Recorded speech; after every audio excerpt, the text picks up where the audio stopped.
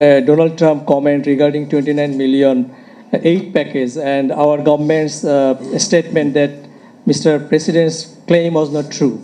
What could what could went wrong actually? Can you please answer? Sure. It's very simple. You know, President Trump is a busy guy. He's got a lot of things he's working on. It's early in his administration. He has an ambitious agenda. One part of that is this review of U.S. government assistance programs and others through this Department of Government Efficiency. So whatever you think of that, that's the reality. So my assumption is, I have no inside information, my assumption is somebody was given the task of looking at all of the U.S. assistance programs around the world and coming up with some examples that could be pointed to as ways in which the taxpayers' dollars had not been well spent, and that those savings could be made by canceling those projects and using those savings for other purposes.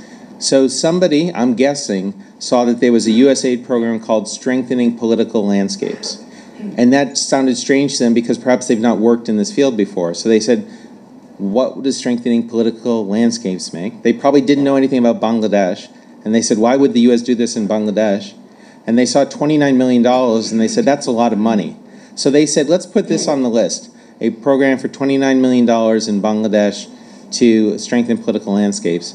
And then there may have been a question of who is implementing that, and somebody said, Democracy International. Never heard of that.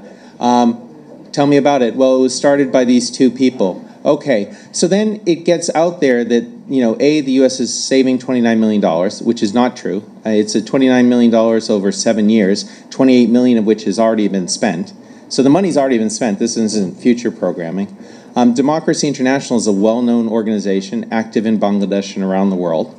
Yes, two people started it, but probably hundreds, if not thousands of people work there.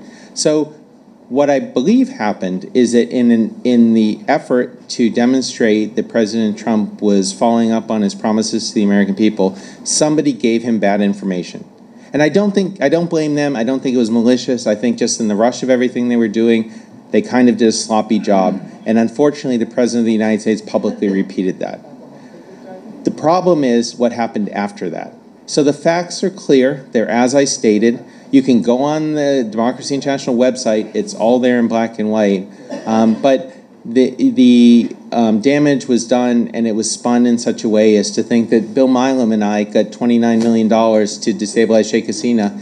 If anyone wants to come and visit my house in Massachusetts, I would welcome you looking for signs that I have my half of $29 million. In fact, Bill probably would have gotten about 20, and maybe I would have gotten 9. But still, I'd be living much better than I am. The United States is more than just the executive branch of the government. The United States is more than just the president, the State Department, and executive agencies. The Congress has and will continue to have an important voice. And there are members of Congress who care deeply about Bangladesh, care deeply about democracy and human rights, and they'll continue to advocate. And within our system, I'm sure they'll continue to try to provide support, tangible support to those working to advance democracy and human rights.